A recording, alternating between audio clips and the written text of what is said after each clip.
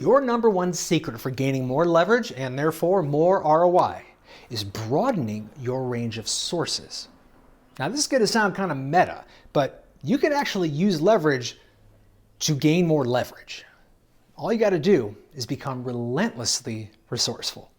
Okay, folks, are you ready for some startup perspective? Then welcome to Metric Collective.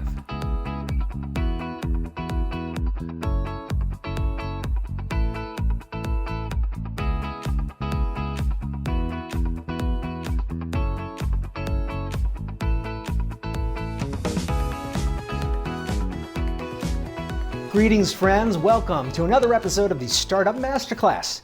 We're here to talk about managing change, building resilience, driving innovation, and creating leverage.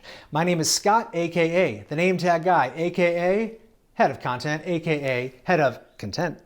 And on behalf of the whole team at Metric Collective, we are so excited to have you watching today.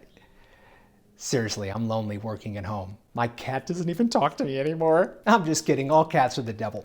With that, let's kick off today's lesson. It's called Relentless Leverage. Imagine a salesperson working for a software startup that makes appointment scheduling software. Okay, so each day, this guy spends most of his time on the phone and holding virtual calls and running demos for prospective customers. Now, as a persuasion tactic, during those pitches, the salesperson uses the software itself to emphasize the speed and power and simplicity of the software. So he's not practicing what he preaches, he's preaching what he practices. Scratching his own itch, to borrow a mantra from the computing world, he does this to give himself leverage during the sales process. It's pretty cool, huh? Well, that's the way startups think. And to me, the bigger picture here is about resourcefulness. That's a skill that serves us in every area of business. If we can learn how to get a lot out of a little and exhibit an active imagination in all things, then our leverage will increase daily. For those of you in the tech startup world, you probably know the very popular term for this called dog fooding. You know, using your own product in real life situations as a testimonial advertisement to convey confidence in your own work. So Alpo originated this term in the 70s. Their television ads showed the company founder feeding the brand's kibble to his own pets. Matter of fact, the urban myth is that the dog food company had a president who, at the annual shareholder meetings, would literally eat a can of his own dog food on stage. Oh, sorry. Nevertheless, it's still a powerful mindset for creating leverage in a sales and marketing capacity.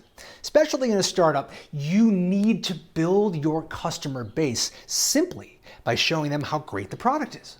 Now, the hard part is being proactive. If there's one thing human beings have a tendency to do, it's underestimate our own level of resourcefulness.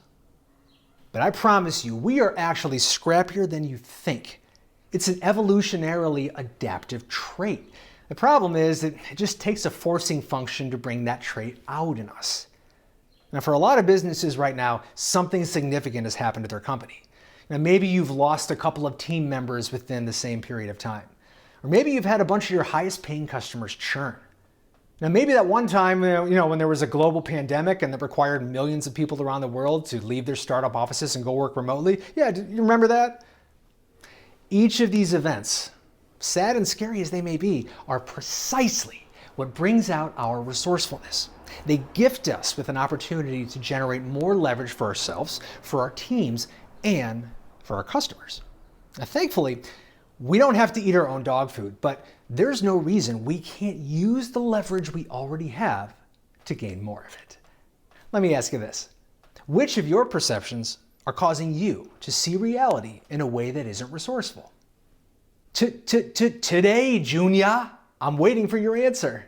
That's okay. Take some time to think about it and send me a text message when you get a chance. 314-374-3397. I'm curious, what is your best way to become relentlessly resourceful? My dear friends, thank you for tuning in today. That's going to wrap up our lesson from this Startup Masterclass. Hope you got some much needed perspective.